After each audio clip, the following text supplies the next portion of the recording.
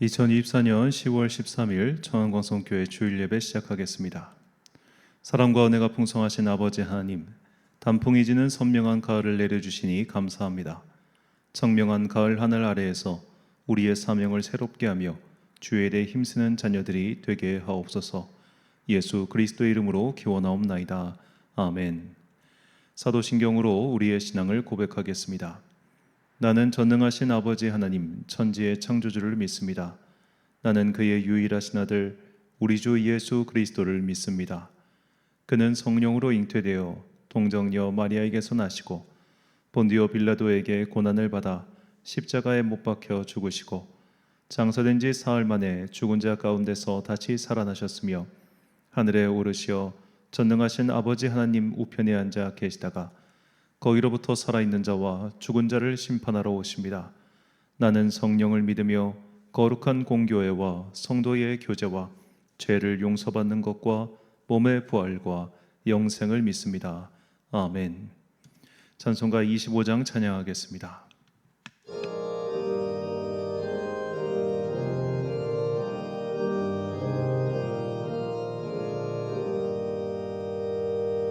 멸류관 벗어서 주 앞에 드리세 저 천사 기쁜 노래가 온 땅에 퍼지네 내 혼아 깨어서 주 찬송하여라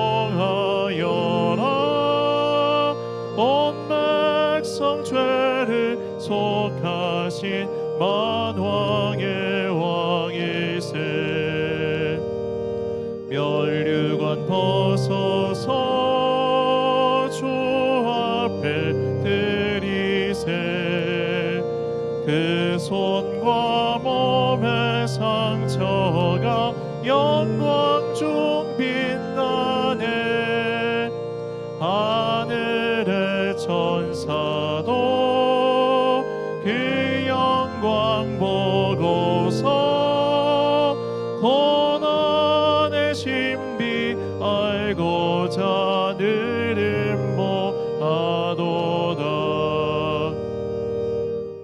류관 벗어서 주 앞에 드리세 온 세상 전쟁 그치고 참 평화하겠네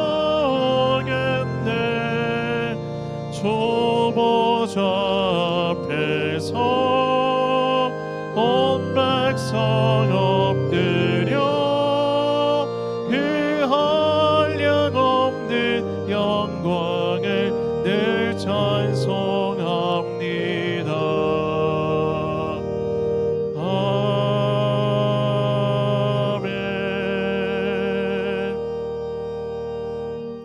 한 주간 동안 하나님과 나만 아는 죄를 고백하며 침묵으로 회개의 기도를 드리겠습니다.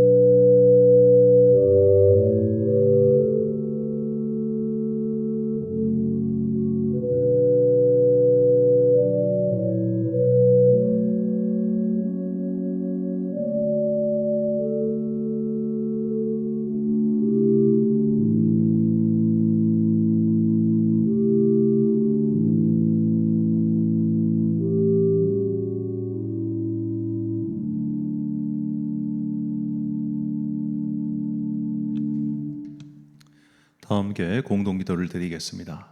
사랑과 은혜가 풍성하신 아버지 하나님, 그리스도의 피로 우리를 구원해 주심에 감사드립니다.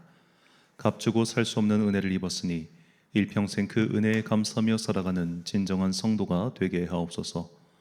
성령님의 은혜를 비추사 하나님의 살아계심과 일하심을 깨닫고 그 빛의 길을 올곧게 걸어가게 하옵소서. 모든 성도에게 성실한 믿음을 주옵소서. 성령 충만으로 열정을 주사 세상의 빛으로 우뚝 서게 하옵소서. 어둠에 갇힌 영혼들에게 구원의 빛을 비추어 주며 생명을 새롭게 하는 주님의 반사체가 되게 하옵소서. 주님께서 세우신 교회마다 부흥을 내려주시고 시대의 사명을 잘 감당하는 주님의 몸들이 되게 하옵소서. 우리를 세상의 소금과 빛으로 세우신 주님의 뜻을 헤아려 바른 길을 가게 하옵소서. 우리에게 믿음을 더하사 하나님의 일을 지혜롭게 할 수 있도록 인도하옵소서. 우리가 싸워야 할 영적 세력이 무엇인지 분명히 알아서 헛된 힘을 낭비하지 않고 누군가에게 조종당하지 않는 지혜로운 자녀들이 되게 하옵소서. 이 나라를 위하여 기도하오니 대한민국이 주님께서 가르쳐 주신 빛의 길을 따라가는 공동체가 되게 하옵소서. 나라 방방 곳곳에서 의로운 싸움을 하고 있는 주님의 군사들에게 영적 능력을 더하사 하늘의 상을 바라보며 주의 일에 힘쓰는 자들이 되게 하옵소서. 이 시간 오직 주님만 영광 받으시고 우리에게는 넘치는 은혜와 축복의 시간이 되게 하옵소서. 이 모든 간구와 함께 주님의 은총과 자비를 구하며 주님께서 가르쳐 주신 기도를 드리오니 하늘에 계신 우리 아버지, 아버지의 이름을 거룩하게 하시며 아버지의 나라가 오게 하시며 아버지의 뜻이 하늘에서와 같이 땅에서도 이루어지게 하소서. 오늘 우리에게 일용할 양식을 주시고 우리가 우리에게 잘못한 사람을 용서하여 준 것 같이 우리 죄를 용서하여 주시고 우리를 시험에 빠지지 않게 하시고 악에서 구하소서. 나라와 권능과 영광이 영원히 아버지의 것입니다. 아멘.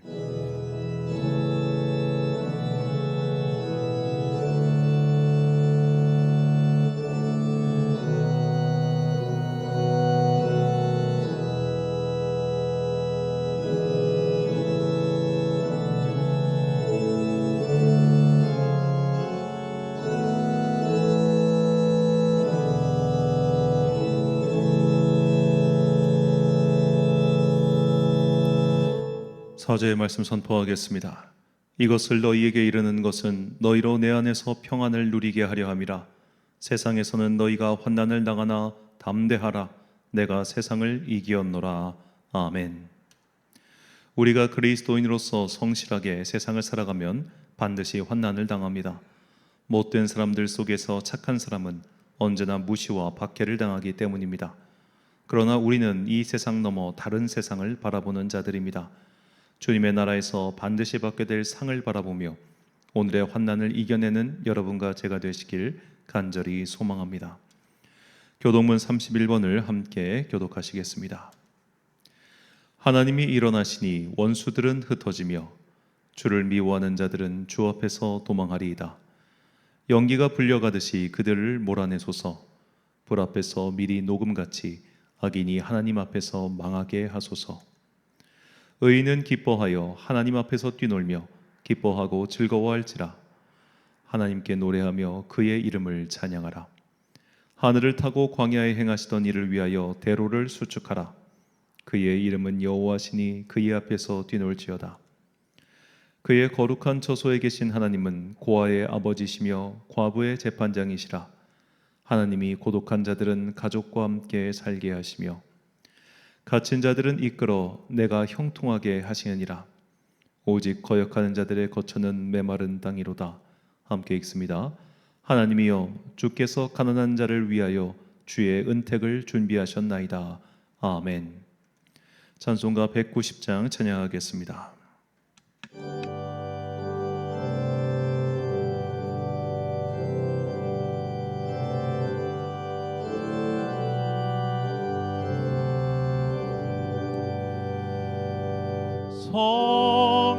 성령이여 강림하사 나를 감화하시고 애통하며 회개한 맘 충만하게 하소서. 예수여 비오니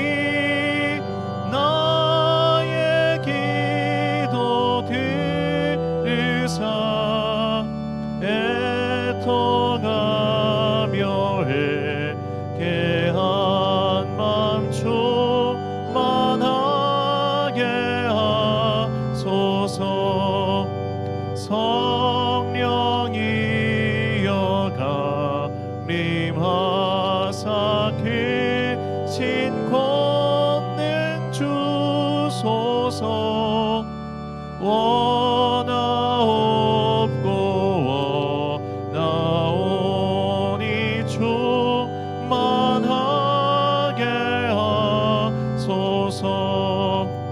예수여 비오니 나의 기도 들으사 애통하며 회개한 맘 충만하게 하소서. 미없고 연약하나 엎드려서 비오니 성령 강림하옵소서. 충만하게 하소서. 예수여 비오니 나의 기도 들으사 애통하며 회개한 맘 충만하게 하소서. 정케하고 위로하사 복을 받게 하소서. 충만하게 하시오니 무한 감사합니다. 예수여 비오니 나의 기도 들으사 애통하며 회개한 맘 충만하게 하소서.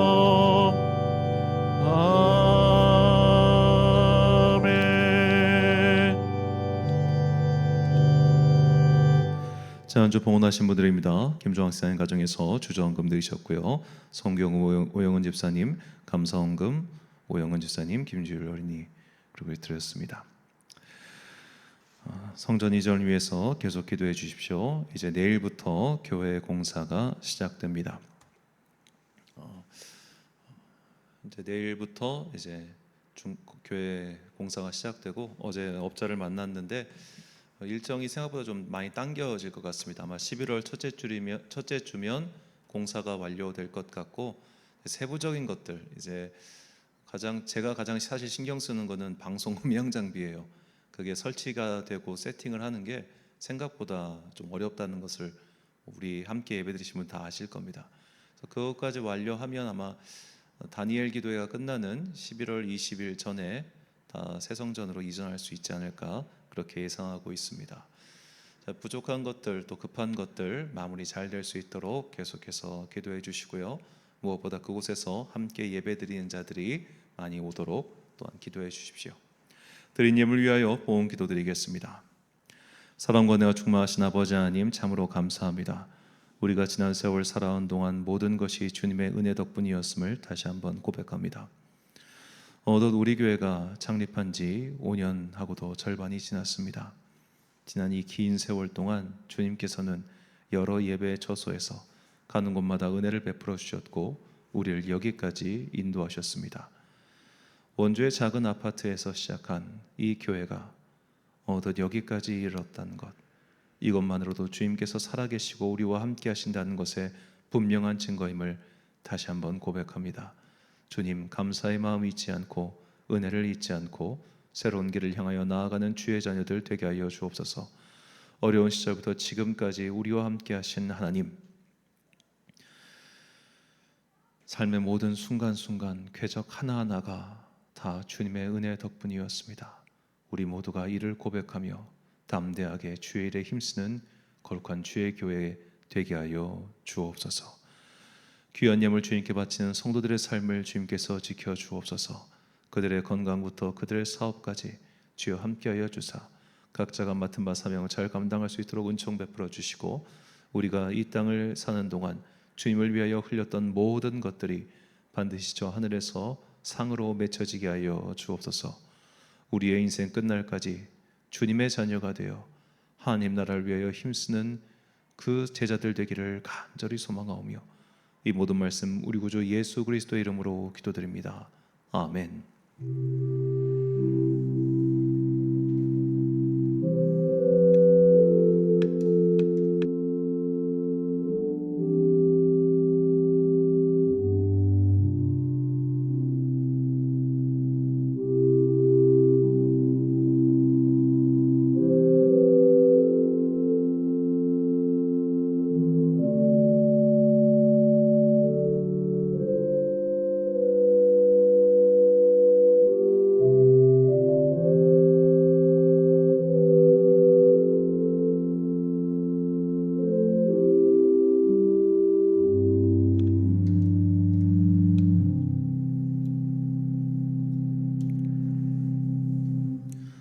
오늘 우리에게 주시는 하나님의 말씀 사사기 9장 1절부터 6절까지 말씀입니다. 사사기 9장 1절부터 6절까지 말씀 이제 봉독하겠습니다. 하나님의 말씀 경청하십시오. 여룹바알의 아들 아비멜렉이 세겜에 가서 그의 어머니의 형제에게 이르러 그들과 그의 외조부의 집에 온 가족에 말하여 이르되, 청하노니 너희는 세겜의 모든 사람들의 귀에 말하라. 여룹바알의 아들 70명이 다 너희를 다스림과 한 사람이 너희를 다스림이 어느 것이 너희에게 나으냐? 또 나는 너희와 고륙임을 기억하라 하니, 그의 어머니의 형제들이 그를 위하여 이 모든 말을 세겜의 모든 사람들의 귀에 말하매, 그들의 마음이 아비멜렉에게로 기울어서 이르기를 그는 우리 형제라 하고, 바알브리 진전에서 은 70개를 내어 그에게 주매, 아비멜렉이 그것으로 방탕하고 경박한 사람들을 사서 자기를 따르게 하고, 오브라에 있는 그의 아버지의 집으로 가서 여룹바알의 아들 곧 자기 형제 70명을 한 바위 위에서 죽였을 때, 다만 여룹바알의 아들 막내 아들 요담은 스스로 숨었으므로 남으니라. 세겜의 모든 사람과 밀로 모든 족속이 모여서 세겜에 있는 상수리 나무 기둥 곁에서 아비멜렉을 왕으로 삼으니라. 아멘. 속이 빈 방탕한 자들에게라는 제목으로 하나님의 말씀 선포하겠습니다. 애플 TV에서 방영하는 이 빠칭코라고 하는 작품이 있어요. 이민진이라고 하는 미국에 있는 한국계 작가의 소설이 원작으로, 일제 강점기에 태어난 선자라는 인물이 일본에서 자이니치, 그러니까 일본에 사는 조선인으로서 겪는 일들을 보여주는 작품으로 현재 시즌 2까지 나왔습니다. 자, 그런데 이 작품이 이 시즌 3는 아직 제작이 확정되지 않았다고 합니다.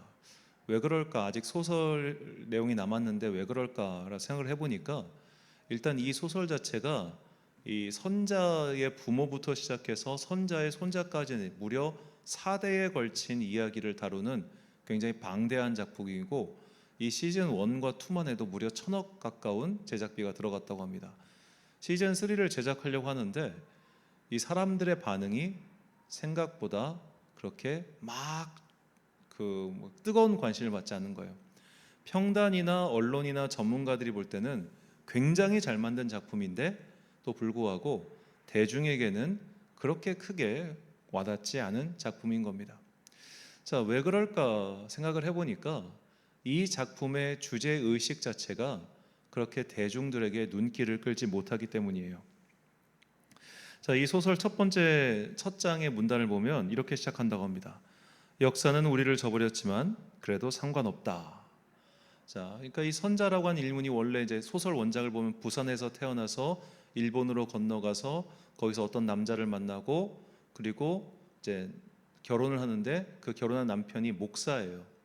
그래서 이제 목사 남편이랑 결혼을 해가지고 아들 둘을 낳고 키고 하는데, 그 당시 이제 자이니치, 그러니까 일본에 살고 있는 조선인들이 할 수 있는 일이 없었습니다. 신분도 보장되지 않았고 할 수 있는 일도 없어가지고 결국 그들이 이 해방 이후에 할 수 있는 일이 뭐 없어서 빠칭코 사업에 손을 대거든요. 그 빠칭코 사업에 손을 대서 그 일을 하는 이야기가 쭉 나오는 게 이 빠칭코라고 하는 소설의 원작입니다. 자, 이 소설 작가, 이 소설이 2017년에 나왔는데 그 당시 미국 평당에서 굉장히 칭찬을 받았던 작품입니다. 그런데 이 작품의 주제의식은 결국 이 험난한 세상을 살아가는 민초들의 이야기인 거예요. 어쩔 수 없이 이렇게 살아야 됐고 어쩔 수 없이 저런 일을 해야 됐으며 어쩔 수 없이 버티고 살아가는 끈질긴 잡초와 같은 사람들의 이야기입니다. 그러니까 소설을 읽는다고 하는 것은 이미 어느 정도 사회에서 조금 지성인 혹은 좀 상류층, 그래서 소설을 읽고 이해할 만한 사람들이 볼 때는 굉장히 잘 쓴 작품이지만 이걸 드라마로 만들어 놓으니까 밋밋한 거예요. 처절한데, 그러니까 삶의 상황은 처절한데 이 이야기 자체가 그냥 뭐 평범한 이야기네 라고 생각할 만한 그런 밋밋한 게 흐르다 보니까 사실 평단은 굉장히 큰 칭찬을 했고 연기자들도 연기를 정말 잘하는데 대중들에게는 그렇게 크게 반향을 일으키지 못하고 있다는 겁니다. 자, 그래서일까요? 저는 이 작품에서 주인공이라고 할 수 있는 인물이 있는데 그 선자, 그러니까 주인공인 선자의 남편으로 나오는 이삭이라고 하는 백이삭이라고 하는 사람입니다. 이 사람이 목사로 나와요. 그러니까 이 드라마가 굉장히 그 기독교 문화가 아주 절절히 흐르는 작품입니다. 그냥 다 같이 기도하는 모습부터 시작해가지고 모든 게 다 그런 기독교적인 색채가 녹아나요. 이 주인공의 남편인도 이삭이고 그 둘 사이에 태어난 첫 번째 아들 이름은 노아예요. 둘째 아들 이름은 그 한자어로 모자수, 그러니까 모세를 한자어로 가차한 게 모자수라고 하더라고요. 그러니까 둘째 아들 이름도 모세고 선자의 손자는 이름이 솔로몬입니다. 백솔로몬. 그러니까 이삭부터 시작해서 노아, 모세, 솔로몬, 우리가 너무나 익숙한 이름들이 계속 나오죠. 그리고 여기서 나왔던 이제 선자의 남편 역으로 나오는 이 이삭이라고 하는 목사는 정말 목사 같은 사람입니다. 자, 그런데 이 작품 속에서 이제 그는 나중에 뭐 죽게 되는데 여기서 이 목사 이삭을 맡은 배우가 노상현이라는 배우예요. 이 드라마에서 굉장히 연기를 잘해서 저런 배우가 있었네라고 주목을 했는데 이 노상현이라는 배우가 최근에 자기가 주연으로 나왔던 영화가 개봉했습니다. 그 영화가 대도시의 사랑법이라고 하는 영화예요. 그런데 이 대도시의 사랑법은 소위 말해 퀴어 영화입니다. 그러니까 여기서 노상현 씨가 동성애자 게이로 등장해요. 이 간극, 자, 목사 역할을 맡았던 사람이 게이 역할을 맡아요. 물론 이 사람이 기독교인인지 아닌지 저는 모릅니다. 다만 이 어마어마한 역할 사이의 간극을 보면서 실제로 뭐 노상현 씨는 이제 동성애자도 아니니까 이 역할 사이의 간극을 보면서 왜 그가 이런 퀴어 영화에 나와서 물론 주연이지만 저런 역할을 맡았을까 곰곰이 고민을 해봤습니다. 자, 이 빠찡코 다시 말해서 아까 말씀드렸지만 이 빠찡코라고 하는 작품에서 이 사람이 연기를 참 잘했는데 사실 여기에 나오는 많은 등장인물들이 대부분 다 연기를 잘해요. 그런데 이 드라마가 크게 인기와 화제를 몰고 다니지 못하다 보니까 주인공 역을 맡았던 이 선자 역을 맡았던 김민희 씨만 조금 부각이 되고 나머지 인물들은 전혀 부각이 되지 않는 거예요. 그러니까 이렇게 잔잔하고 밋밋하고 그저 감동이 있는 작품에는 주인공들이 도드라지지 않아요. 그래서 아마도 노상현 씨는 이런 역할만 해서는 자기가 주목받지 못하는구나, 좀 더 파격적인 역할을 해봐야겠다라고 해서 이 대도시의 사랑법이라고 하는 작품을 택한 것이 아닐까 혼자 추측을 해봤습니다. 자, 이 대도시의 사랑법 또한 소설이 원작입니다. 그런데 이 소설 원작 작가 박상현 작가도 그 맨부커상이라고 하는 굉장히 권위 있는 상, 얼마 전에 그 한강이라고 하는 소설가가 노벨 문학상을 받았죠. 그 한강이라고 하는 작가가 그 이전에 받았던 상이 맨부커상입니다.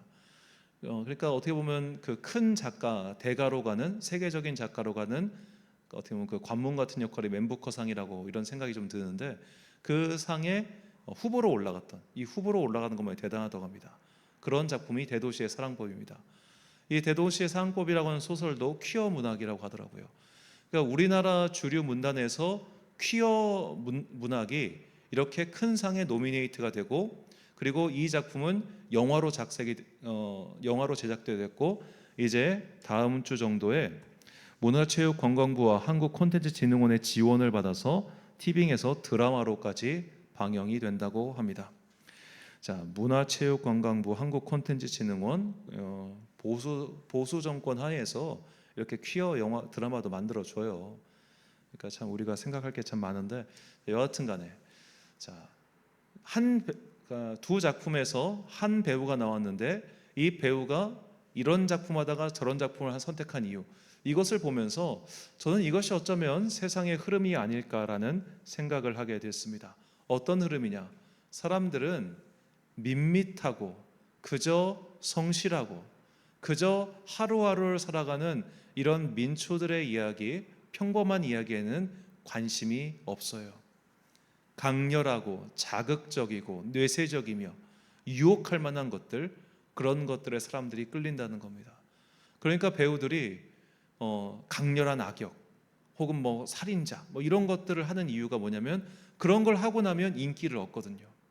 그저 평범하게 이렇게 잔잔한 연기를 하면은 전문가들이 볼 때는 연기를 정말 잘하고 내용도 정말 좋은데 대중들이 볼 때는 뭐 그런가 보다 하게 되니까, 그래서 사람들은 점점 더 이런 것들을 찾고 있는 것이 아닌가라는 생각이 들었습니다. 그렇습니다. 우리가 자꾸만 강한 것들, 요새날 마라탕 뭐 그런 것도 인기를 끌기도 했는데 강한 매운맛을 찾는 이유는 심심한 게 싫어서 그럴 거예요. 재미없는 게 싫어서 그럴 거예요. 잔잔한 게 싫어서 그럴 거예요.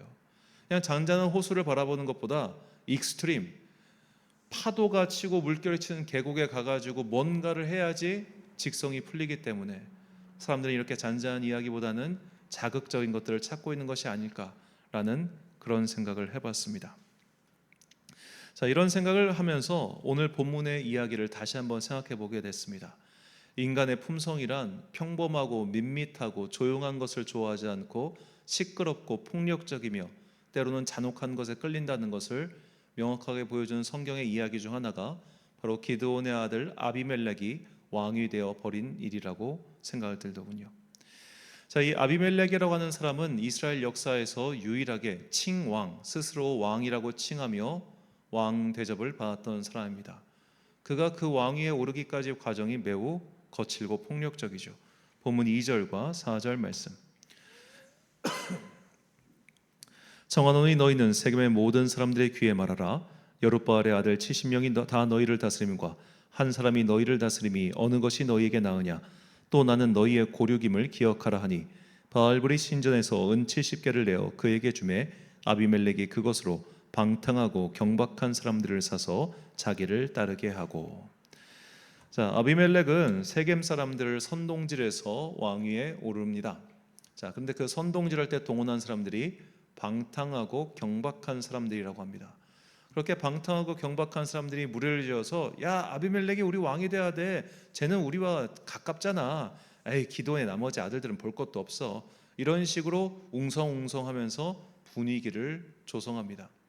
그리고 아비멜렉은 기드온의 아들들 자기를 제외한 그리고 이제 막내 아들을 제외한 68명을 한 바위 위에서 몰살시킵니다. 한 바위 위에서 몰살시켰다는 말은 공개적으로 처형했다는 거예요. 그러니까 사람들이 감히 그에게 대항할 생각을 못한 겁니다. 손속이 잔인하고 성정이 폭정적이었어요. 그렇게 해서 자기와 비슷한 무리들을 이끌고 권세를 부리며 다니니 사람들이 뭐 어쩔 수 없네, 같이 해야겠네 라면서 그에게 따라간 겁니다. 그런데 이렇게 한번 일련의 흐름이 만들어지자 단순히 이 한 명과 40명만 가지고는 모든 사람을 지배할 수가 없잖아요.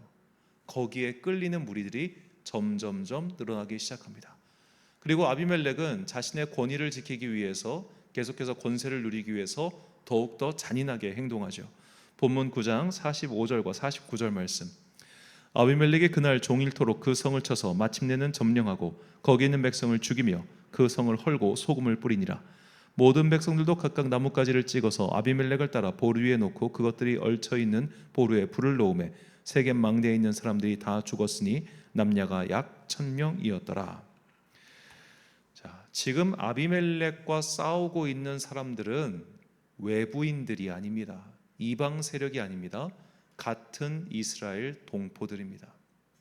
같은 이스라엘 동포들을 다스리기 위해서 그들을 처절하게 죽였고 심지어 불에 태워 죽이기까지 합니다.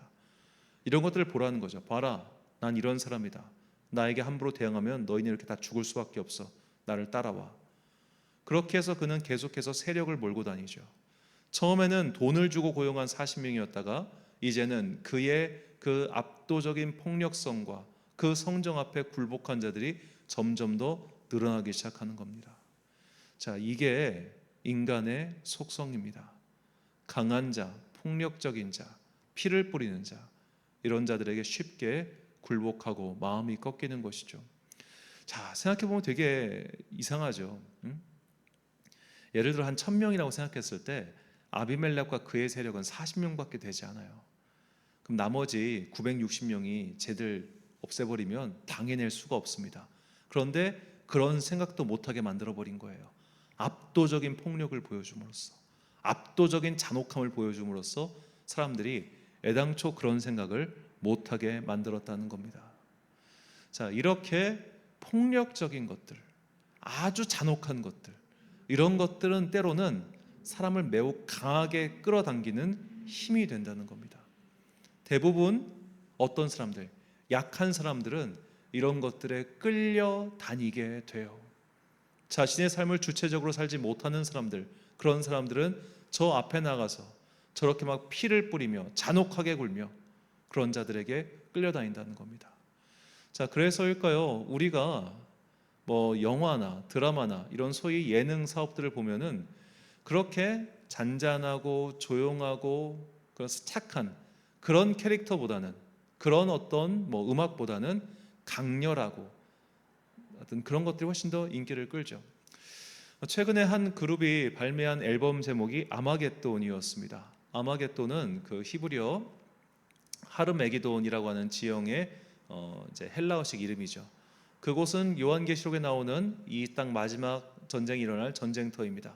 그래서 문학적으로는 이 아마겟돈이라고 하는 단어가 멸망, 대재앙 이런 것들을 은유적으로 가리키는 단어가 되었어요. 그런데 이런 게 아예 그냥 앨범 제목인 겁니다. 그렇게 강한 단어를 써야 사람들이 주목하고 따라오니까. 그리고 예전에는 좀 오래된 노래긴 한데 루시퍼라고 하는 노래도 있었어요.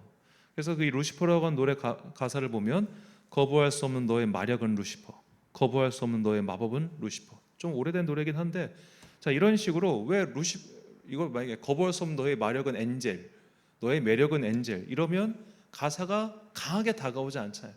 그러니까 어떻게든 강한 걸 때려 박아야 사람들이 보니까, 강한 것들을 자꾸만 내놔야지 사람들이 거기에 자극받아가지고 이쪽으로 오니까. 그러니까 이 세상이 점점 더 그렇게 강한 것들, 자극적인 것들, 폭력적인 것들, 그런 것들로 사람들을 이끌고 가고 있다는 겁니다. 그래서 이런 세상에서 잔잔한 이야기는 별로 주목받지 않아요. 자, 보세요. 어떻게 가정생활이 맨날 치고받고 싸우고 욕하고 뭐 힘들고 이런 것만 있겠습니까? 육아라고 하는 그 기간 중에 육아 힘들겠죠. 그런데 만약에 육아가 정말로 그 아이가 클 때까지 맨날 고통스럽고 괴롭고 잠 못 자고 이런 것만 가득하다면 왜 애를 키우겠어요? 결혼 생활 안에 기쁜 게 왜 없겠습니까? 자녀를 키우면서 얻는 기쁨이 얼마나 크겠습니까? 그런데 그런 이야기들은 사람들한테 관심을 끌지 못해요. 자극적이지 않으니까. 그러니까 자극적인 이야기, 이혼 이야기, 가정폭력 이야기, 막 집에서 말썽 일으키는 금쪽이들 이야기, 이런 것들이 텔레비에서 계속 타고 가는 겁니다. 그런 걸 보여줘야 사람들이 눈길을 가지니까. 그러니까 우리를 둘러싼 이 세상 문화가 다 이래요. 폭력적인 것들, 자극적인 것들, 반항하는 것들. 그래서 평범한 것들은 굉장히 무가치해 보이는 그런 것들이 자꾸 우리 안에 심겨지는 겁니다. 자, 예를 들어 요새는 별로 인기 없지만 학원물 영화나 드라마들을 보십시오. 학원물 영화 드라마에서 주인공이 그저 평범하게 매일매일 성실하게 공부하는 아이들, 이런 아이가 주인공인 영화 드라마가 있습니까? 학원물에서? 우리나라 학원물 가운데 제가 생각할 때 가장 성공한 작품이 아마 말죽거리 잔혹사일 겁니다.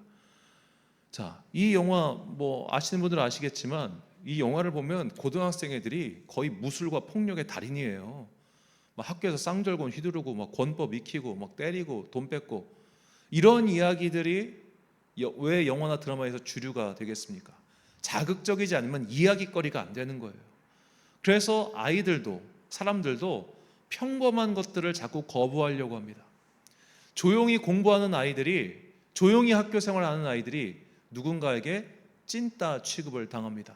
아유, 저렇게 하는 거 범생이들, 찐따, 이러면서 자기를 드러내기 위해서 좀 성정이 거친 아이들은 폭력을 쓰기도 하고, 성정이 거칠지는 못하지만 그래도 튀고 싶어하는 아이들은 돌발 행동을 합니다.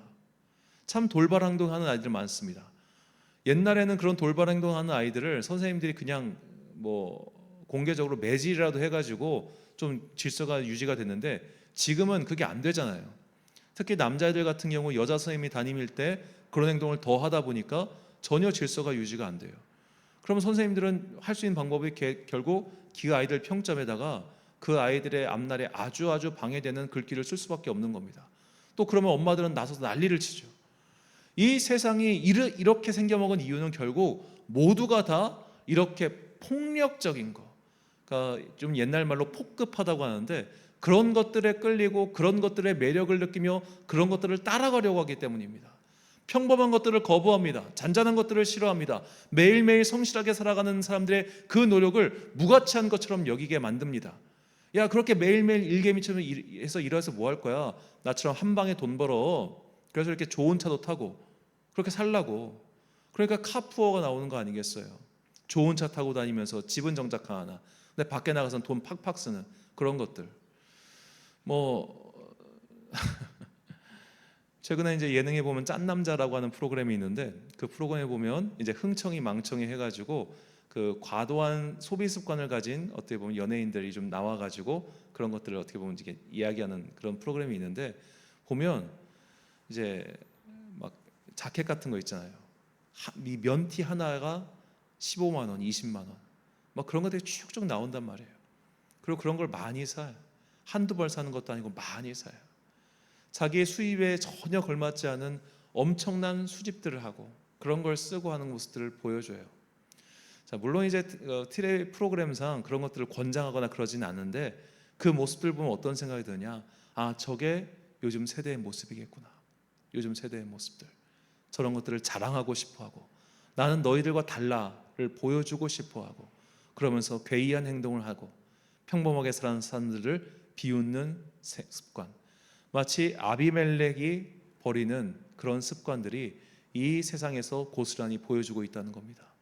왜 그럴까 원인을 찾아보니까 오늘 본문 속에 답이 있습니다. 아비멜렉이 데리고 다녔던 이 방탕하고 경박한 자들, 이 단어에 대한 히브리어의 뜻이 이렇습니다. 방탕하다고 하는 히브리어 레크의 뜻은 비어있다, 황폐하다는 뜻이고, 경박하다는 히브리어 파하즈는 경솔하다, 거만하다라는 뜻입니다. 자, 비어있는 사람들, 속이 텅 비어있는 사람들이 이렇게 행동하는 겁니다. 좀 거칠게 말하면 머리가 빈 사람들이 그렇게 행동한다는 그 말이에요. 생각이 없는 사람들이 그렇게 산다는 거예요. 생각이 없는 사람들이 생각 있게 사는 사람들을 비웃습니다. 머리가 빈 아이들이 머리를 채우려고 하는 사람들을 비웃습니다. 그러면서 야, 그렇게 살아서 뭐해? 너 그렇게 살아봤자 여기밖에 못 가. 나처럼 이렇게 살아야지 라고 하죠. 그러나 이런 자들은 결국 황폐하기 때문에 그 황폐함을 다른 것들로 채우고, 그렇게 다른 것들로 채운 자들은 결국 망할 수밖에 없죠. 자, 오늘 본문의 이 아비멜렉의 시대에 이렇게 경박하고 황폐한 자들에게 왜 사람들이 끌려다녔는가? 그 사람들 또한 바로 똑같은 사람들이었기 때문이에요. 아비멜렉이 등장하기 이전 그들의 상황을 설명하고 있는 사사기 8장의 말씀입니다. 8장 33절부터 35절까지 말씀. 기드온이 이미 죽음에 이스라엘 자손이 돌아서서 바알들을 따라가 음행하였으며 또 바알브릿을 자기들의 신으로 삼고 이스라엘 자손이 주위의 모든 원수의 손에서 자기들을 건져내신 여호와 자기들의 하나님을 기억하지 아니하며 또 여룻바알이라 하는 기드온이 이스라엘에 베푼 은혜를 따라 그의 집을 후대하지도 아니하였더라. 아멘. 자, 기드온이 살아있을 때는 그에게 눌려 있다가 기드온이 죽자마자 그들은 곧장 바알을 섬기러 달려갑니다. 왜냐? 황폐한 사람이었기 때문입니다. 비어 있었기 때문입니다. 다 비어 있었기 때문에 그 안을 여호와 하나님으로 채워야 되는데 그렇지 않았어요. 그걸로 채우긴 싫어요. 왜? 밋밋해요. 평범해요. 매력이 없어요. 끌리지가 않아요. 그래서 채우지 않고 뭘로 채우냐? 강렬한 것들, 자극적인 것들, 그런 것들로 채운 겁니다. 바알 신앙이 훨씬 더 자극적이야. 저기는 막 사람도 죽일 수 있고 내 욕망을 모든 걸 채울 수 있어. 저기로 가야겠다 해가지고 금세 그리로 가는 거예요. 신의와 도덕이 다 땅으로 떨어진 겁니다. 그러니까 기드온의 자녀들 돌보지 않아요. 그러니까 아비멜렉 같은 사람들은 이 사람들이 우르르르 쏠린 거예요. 폭력적인 사람, 그러나 강렬해 보이는 사람, 저기에 따라가는 이런 폭력적인 세대가 바로 사사기 9장에서 펼쳐진 겁니다. 이런 세대가 어쩌면 우리가 살고 있는 시대의 모습인지도 모릅니다. 우리는 이렇게 방탕한 자들의 꾀임에 넘어가고 방탕한 자들의 모습이 오히려 매력적으로 보이는 그런 시대를 살고 있는 것은 아닐까요?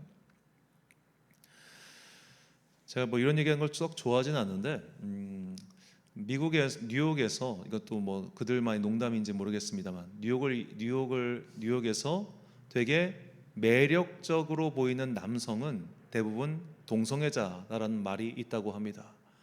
그러니까 이 시대가 왜 이런 소위 말해 퀴어라고 하는 그 독특한 거에 이렇게들 끌려다닐까 생각해 보면 결국 그게 사람들이 볼 때 매력적으로 보이기 때문이에요.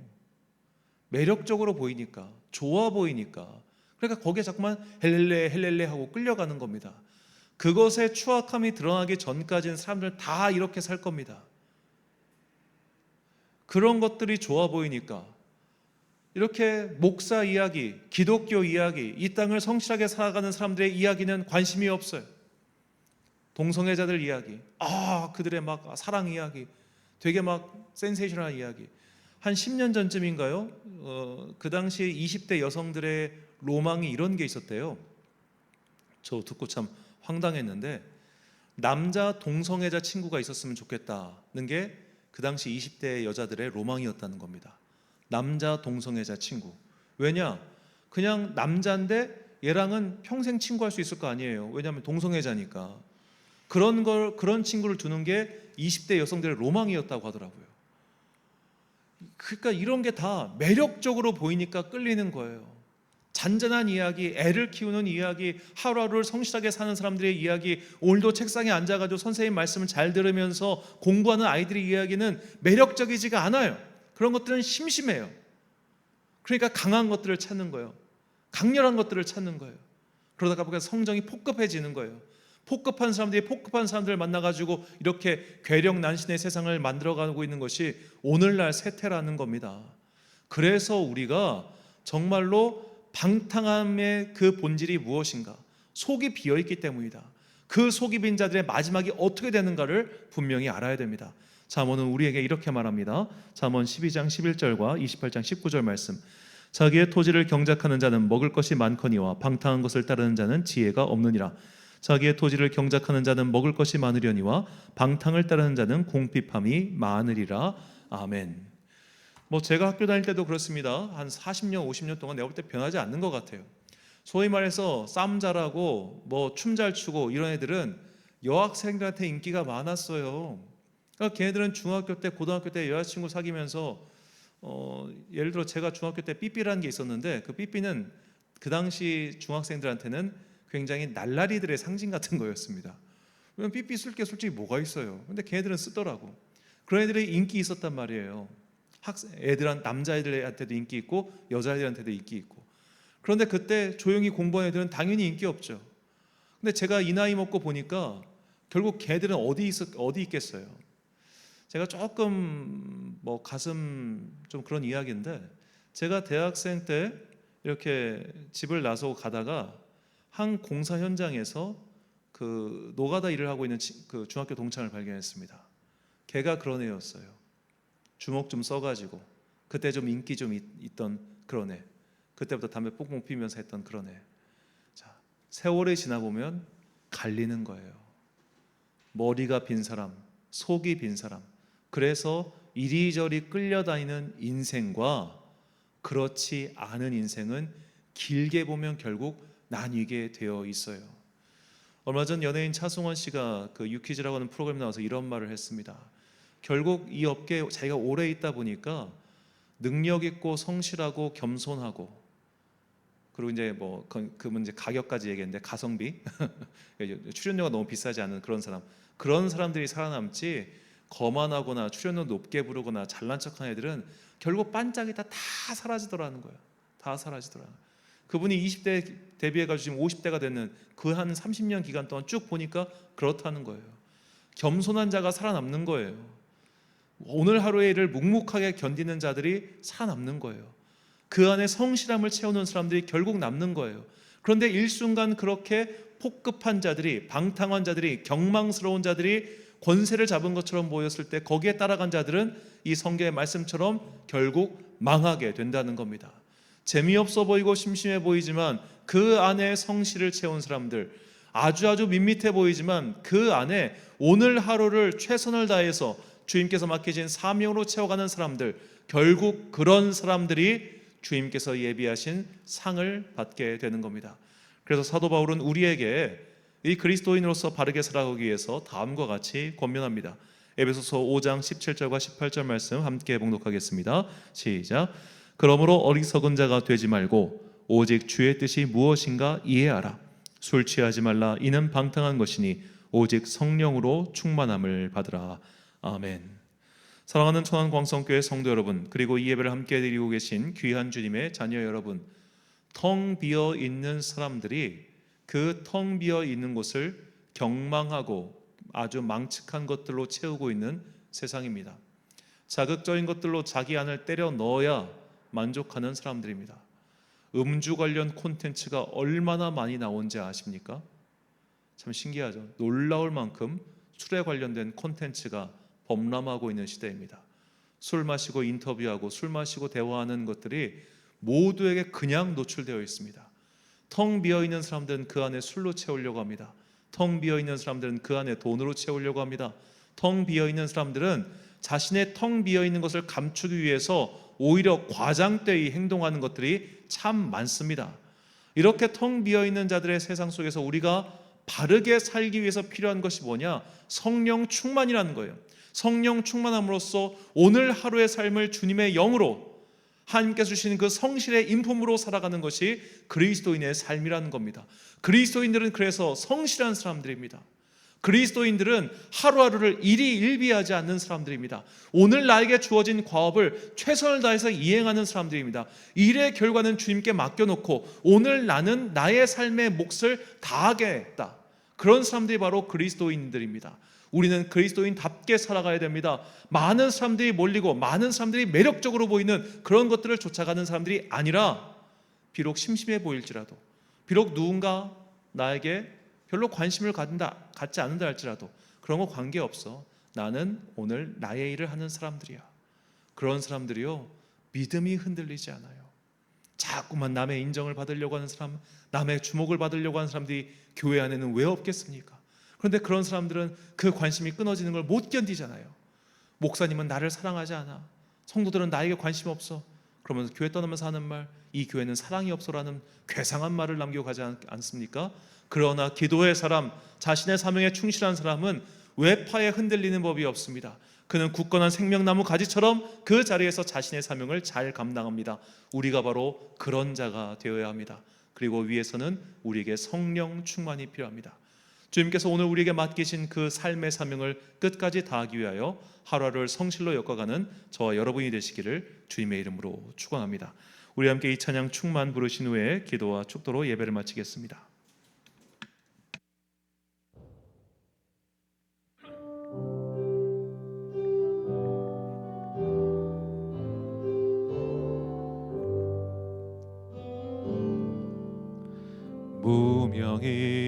무명이어도 공허하지 않는 것을 예수 안에 난 만족함이라. 가난하여도 부족하지 않은 것을 예수 안에 오직 나는 부요함이라. 고난 중에도 견뎌낼 수 주의 계획 믿기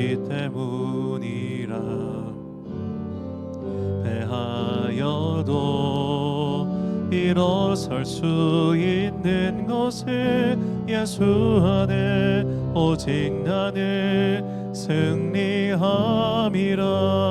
난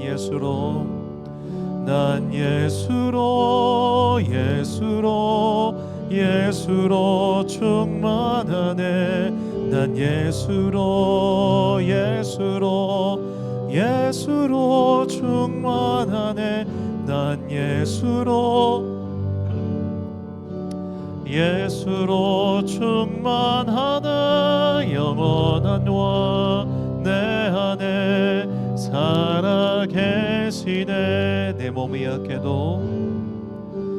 몸이 약해도 낙심하지 않은 것을 예수 안에 난 완전함이라.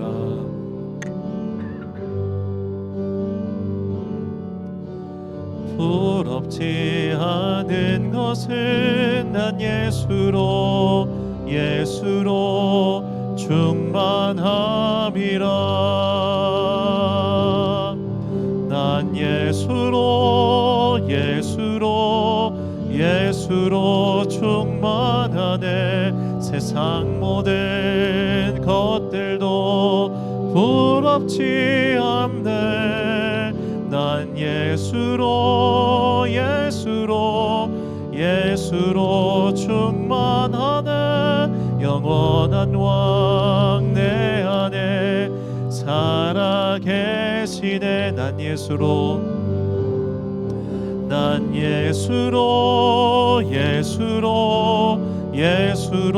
충만하네. 세상 모든 풍파도 두렵지 않네.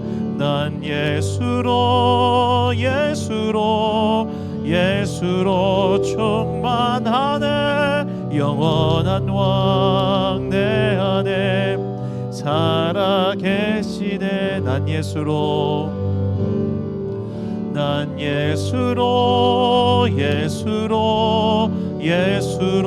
충만하네. 세상 모든 풍파도 두렵지 않네.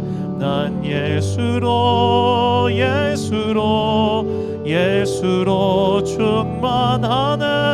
영원한 왕 내 안에 살아계시네. 아멘. 기도하겠습니다. 사랑과 은혜가 풍성하신 아버지 하나님, 우리가 속이 텅 비어 있었기 때문에 그동안 세상의 것들을 따라갔습니다. 아무것도 마음속에 들어있는 것이 없기 때문에 저 세상의 것들을 매력적으로 여기며 그 죄악의 길을 쫓아갔습니다. 그러나 이제는 달라지겠습니다. 이제는 주님의 영으로 우리 안을 가득 채우겠습니다. 하루하루를 성신일과 정직으로 엮어가겠습니다. 그렇게 헛된 것들에 눈 돌리지 않고 다른 사람의 평가 따위에 눈 돌리지 않고 그저 내가 해야 할 일을 묵묵하게 최선을 다하는 주의 자녀들 되게 하여 주옵소서. 이것만이 주님께서 기뻐하시는 삶이며 이것만이 마침내 주님께서 우리에게 예비하신 상을 받는 유일한 방법임을 깨닫고 오늘 나에게 주어진 이 삶의 과제를 성실하게 그러나 묵묵하게 그 누구가 주목하지 않는다 할지라도 최선을 다하여 마침내 그 마지막에 이르는 주의 거룩한 자녀들이 되기를 간절히 소망하오며 이 모든 말씀 우리 구주 예수 그리스도의 이름으로 기도드립니다. 아멘. 방송의 말씀 선포하겠습니다. 속이 빈 방탕한 자들이 세상을 점령했습니다. 그들은 그 빈속을 못된 것들로 채우고 있습니다. 이런 자들의 소나기에서 벗어나는 방법은 오직 성령의 충만한 은혜뿐입니다. 그리스도의 영으로 온 몸과 영혼을 채워 어둠을 이기고 빛으로 승리하는 여러분과 제가 되시길 예수님의 이름으로 축원합니다. 축도로 예배를 마치겠습니다. 지금은 우리 주 예수 그리스도의 은혜와 하나님 아버지의 놀라우신 사랑과 성령님의 교통하심이 이제 이 나의 텅 빈 그곳에 성령 충만을 기도하며 날마다 주님의 영의 이끌림을 받아 나의 삶의 과제를 성실하게 이행하리라 다짐하는 주님의 귀한 자녀들 머리머리 위에 지금부터 영원까지 함께 하시기를 간절히 축원하옵나이다. 아멘.